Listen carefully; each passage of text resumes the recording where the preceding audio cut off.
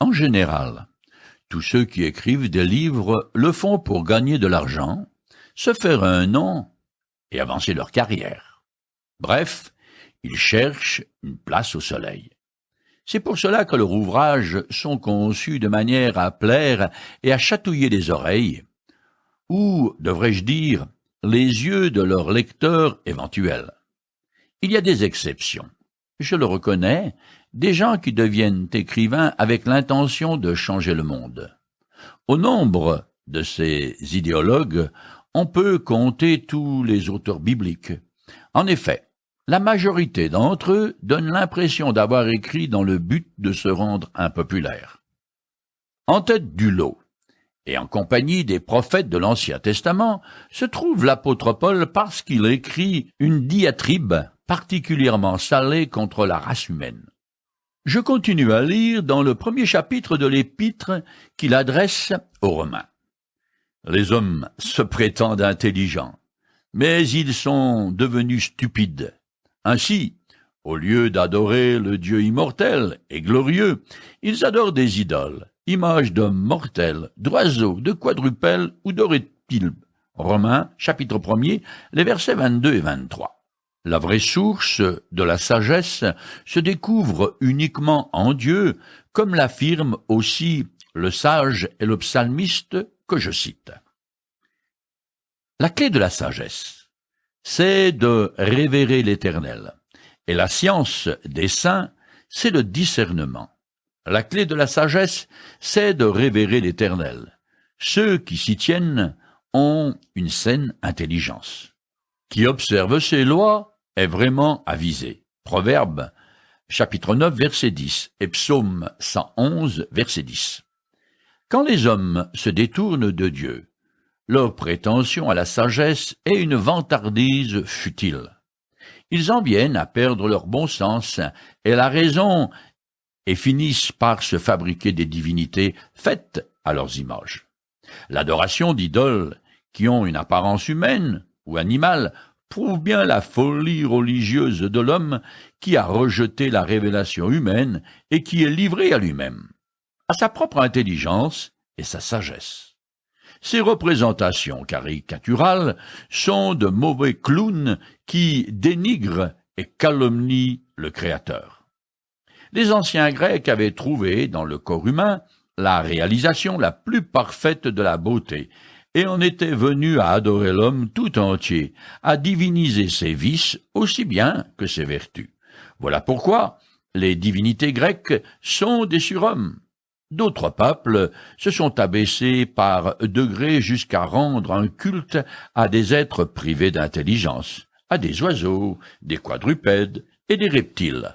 Les Égyptiens, les Assyriens et les Babyloniens représentaient leur divinité sous forme d'animaux, des images peu flatteuses de leurs dieux.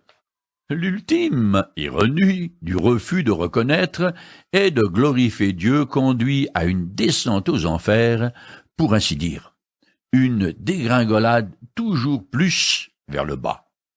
Premièrement, l'homme entretient de vaines pensées ridicules. Ensuite, il devient moralement insensible et finalement, il se fabrique une religion stupide à couper au couteau, comme l'écrit le psalmiste que je cite.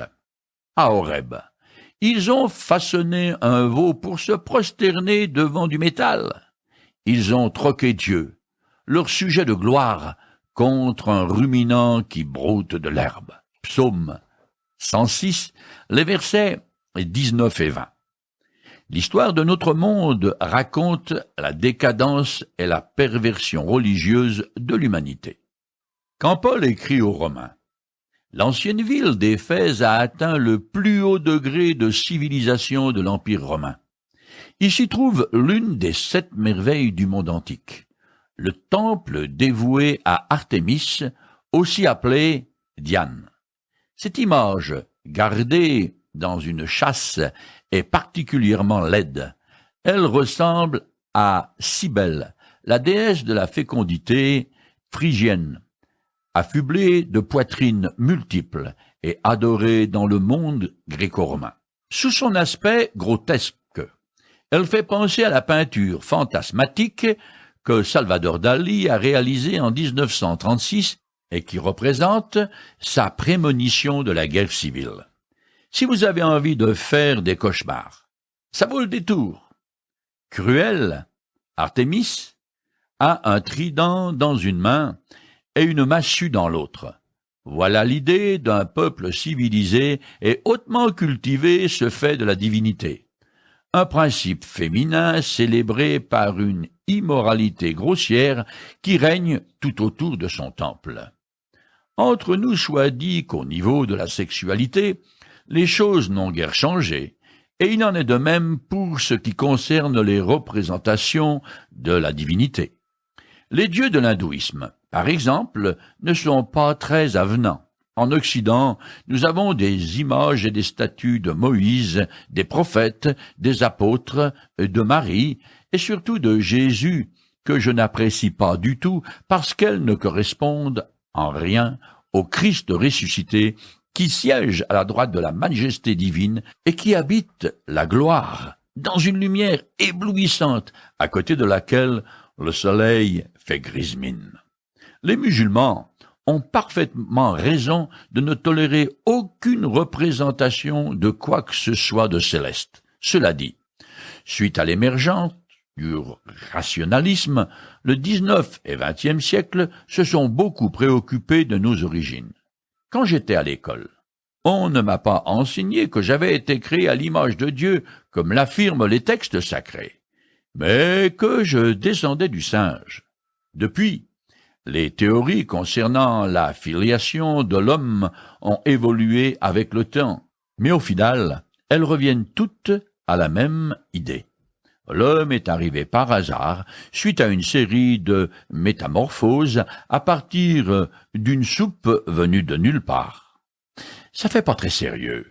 Et pourtant, ces théories sont entourées d'une grande respectabilité et d'une aura scientifique qui fait loi.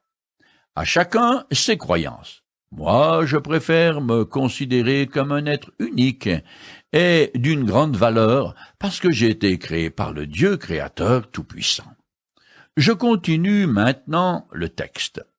C'est pourquoi Dieu les a livrés, auteurs, aux passions de leur cœur qui les portent à des pratiques dégradantes, de sorte qu'ils ont avili leur propre corps. Romains chapitre 1er, verset 24.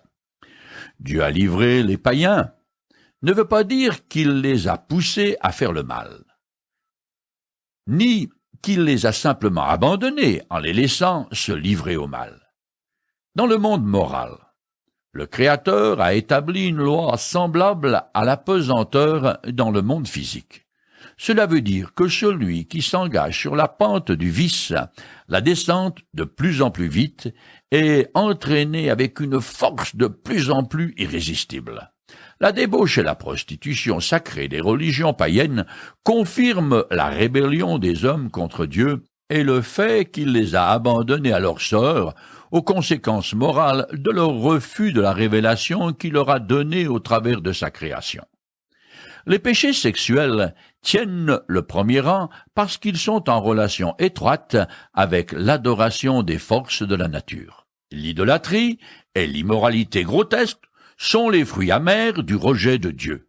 En fait, toute relation sexuelle hors du mariage traditionnel est une saleté aux yeux du Créateur et un déshonneur pour le corps, car contraire à l'intention divine. Je sais bien que de telles paroles sont anachroniques au XXIe siècle, surtout en Occident, mais tel est l'enseignement des Saintes Écritures. Je continue. Oui, ils ont délibérément changé la vérité de Dieu contre le mensonge. Ils ont adoré et servi la créature au lieu du Créateur, lui qui est loué éternellement. Amen. Romains chapitre 1er, verset 25. Amen est une affirmation et une approbation de ce qui vient d'être dit. La sainte indignation qu'évoque l'apôtre à la pensée des outrages des hommes au Créateur le pousse à interrompre son exposé par un cri d'adoration et de louange. La vérité de Dieu dont parle l'apôtre Paul concerne toute la création, autant ce qui a trait à l'univers qu'à l'humanité. La grande vérité est que les hommes sont des créatures de Dieu et qu'ils ne peuvent trouver leur véritable épanouissement qu'en adorant leur Créateur et en le servant avec fidélité. Ici, et comme c'est souvent le cas dans l'Ancien Testament, le mensonge qui s'oppose à la vérité de Dieu est la vénération d'autre chose que le Seigneur du ciel et de la terre, c'est-à-dire l'incrédulité de l'idolâtrie. Celle-ci revêt des formes fort variées. Elle peut être très bien habillée avec costume, cravate ou porter la blouse blanche de la respectabilité scientifique. Le mensonge enseigne aussi que la créature peut très bien fonctionner indépendamment de son créateur, de diriger, de s'épanouir sans lui. Ainsi, les sages de ce siècle enseignent comme une vérité évidente que l'homme s'est fait tout seul, comme ça, et il a un certain nombre de milliards d'années. Il est sorti d'un bouillon de culture venu d'on ne sait où. Je continue le texte. Voilà pourquoi Dieu les a livrés, auteur, à des passions avilissantes. Leurs femelles ont renoncé aux relations sexuelles naturelles pour se livrer à des pratiques contre nature. Les mâles, de même, délaissant les rapports naturels avec le sexe féminin, se sont enflammés de désirs les uns pour les autres. Ils ont commis, entre mâles, des actes honteux et ont reçu en leur personne le salaire que méritaient leurs égarements. Romains chapitre 1er, les versets 26 et 27. Là, Paul nage carrément à contre-courant. Il va à l'encontre de ce qui est aujourd'hui estimé acceptable et correct, c'est-à-dire « je peux vivre comme bon me semble » et personne n'a le droit d'y redire, parce que tout le monde, il est beau et tout le monde, il est gentil. La seule union sexuelle que les Écritures reconnaissent comme naturelle et normale est une relation hétérosexuelle dans le mariage. Une religion impure ne peut avoir pour fruit qu'une vie dépravée. Cette terrible description du paganisme est confirmée par les auteurs contemporains de l'apôtre. Vice et décadence morale étaient le menu du jour. Dans la liste de péchés, Paul mentionne l'homosexualité en premier lieu. Non parce que cette pratique est la pire de toutes, mais parce que, d'un point de vue éthique, elle correspond à l'idolâtrie dans le domaine religieux. En effet, dans l'idolâtrie, le besoin de Dieu est exprimé en adorant l'idole faite à l'image de l'homme. Or, la même distorsion se manifeste dans l'homosexualité, où le besoin de l'autre est exprimé en unissant à son semblable le même sexe. Dans le monde gréco-romain, l'homosexualité était monnaie courante, mais condamnée par les Juifs et les moralistes grecs. Je continue. Ils n'ont pas jugé bon de connaître Dieu. C'est pourquoi Dieu les a abandonnés à leurs pensées faussées, si bien qu'ils font ce qu'on ne doit pas. Ils accumulent toutes sortes d'injustices et de méchanceté, d'envie et de malice. Ils sont pleins de jalousie, de meurtre, de querelles, de trahison, de perversité. Ce sont des médisants, des calomniateurs, des ennemis de Dieu, arrogants, orgueilleux, fanfarons, ingénieux à faire le mal. Ils manquent à leur devoir envers leurs parents. Ils sont dépourvus d'intelligence et de loyauté, insensibles, impitoyables. Romains chapitre 1er, les versets 28 à 31. L'apôtre décrit ici l'état moral où tombent ceux qui ne se soucient pas de Dieu. Cette description de la corruption du monde païen, dont les détails n'ont pas besoin d'explication, n'est pas exagérée à ceux qui connaissent l'Antiquité ou même à les morses actuelles des peuples païens ou encore les façons de vivre de certains segments de notre société prétendue chrétienne et civilisée, qui voient paraître dans leur sein les pires vices du paganisme. Les péchés ici condamnés ne sont pas le résultat d'une faiblesse subite devant la tentation, mais plutôt des fautes qui sont le résultat d'une volonté délibérée de faire ce qui est mal. Le jugement divin correspond est de livrer les hommes à leur sens réprouvé, qui sont exprimés par des actions indécentes ou méchantes. Le vide mental créé par le rejet de Dieu est comblé par 4 formes de travers: l'injustice, la méchanceté, la cupidité et la malice.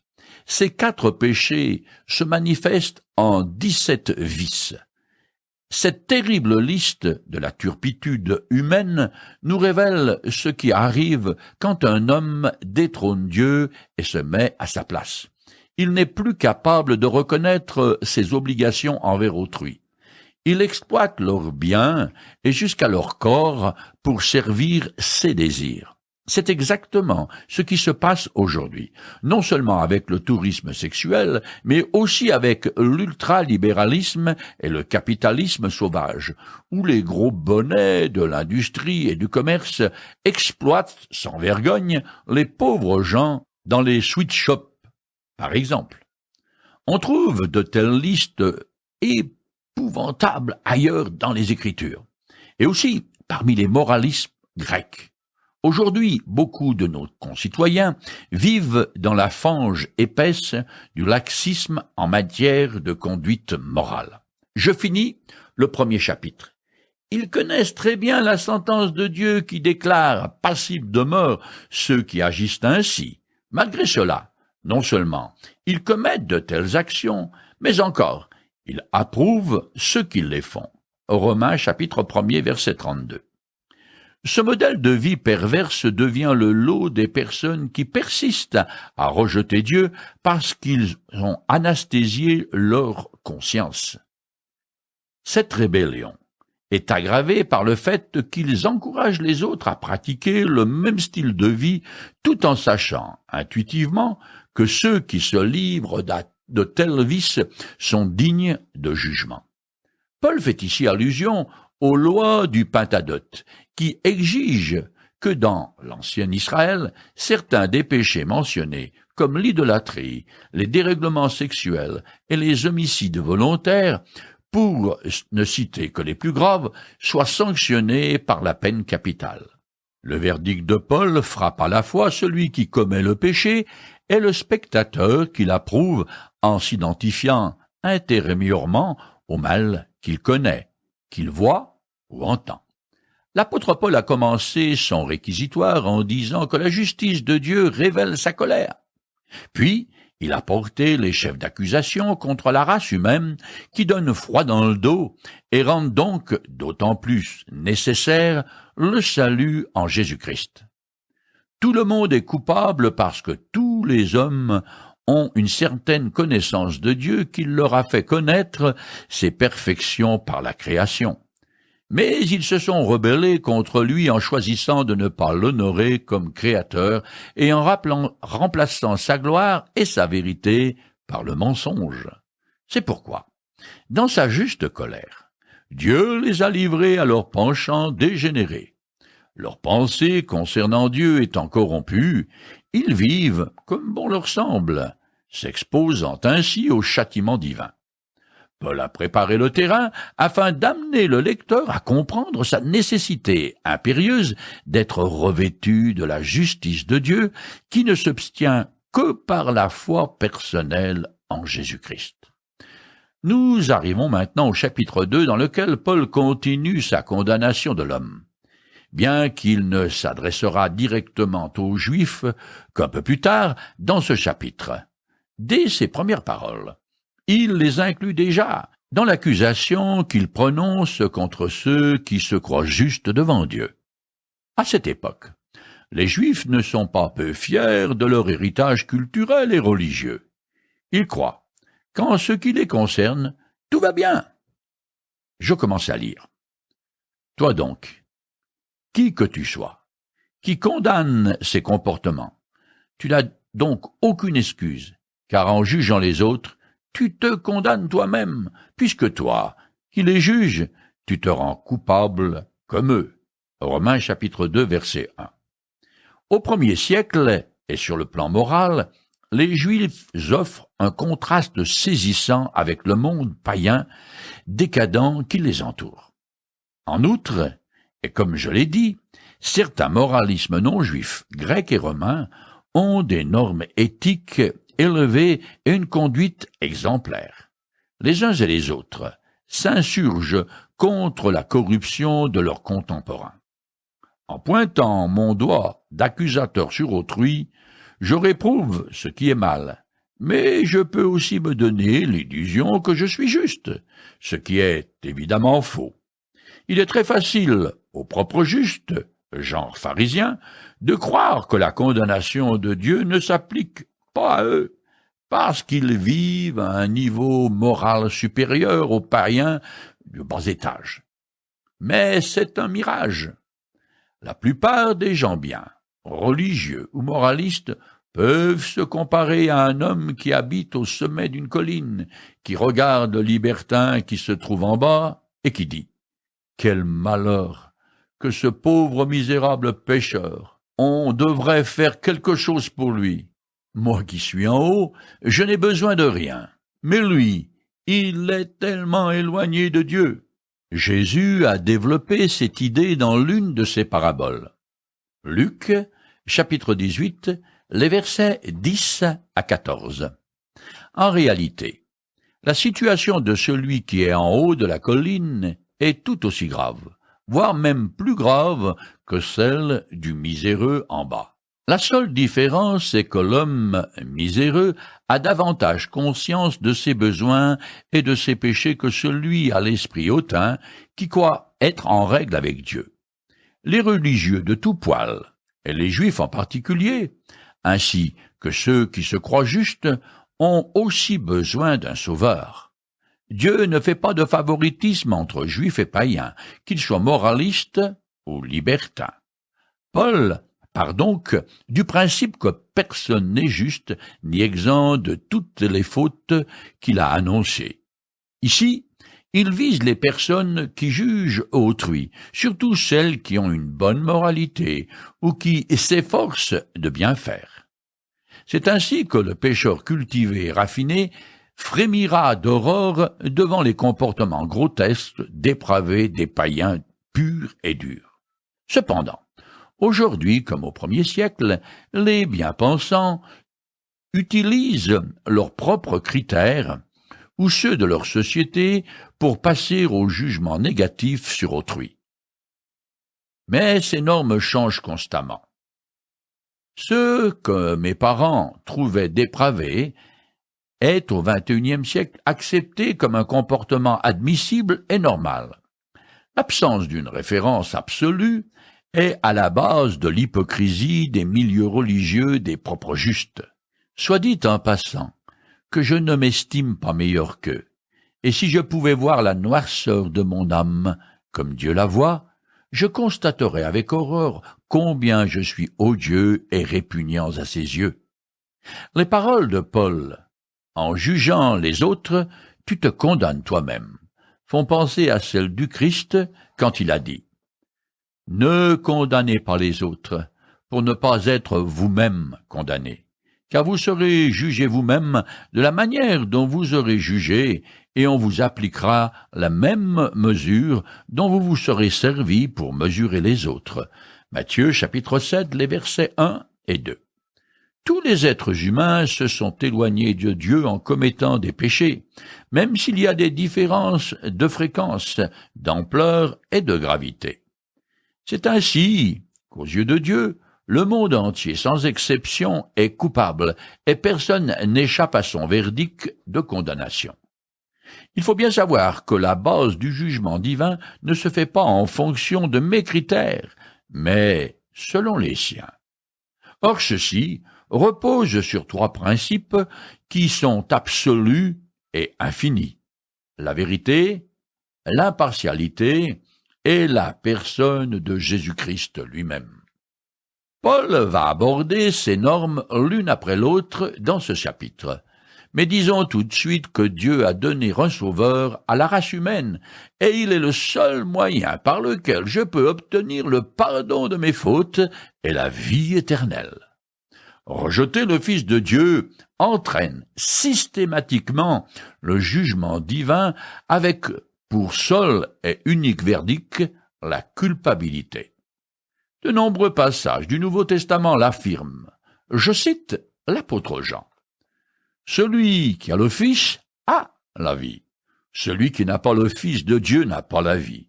En effet, Dieu a envoyé son Fils dans le monde non pas pour condamner le monde, mais pour qu'il soit sauvé par lui.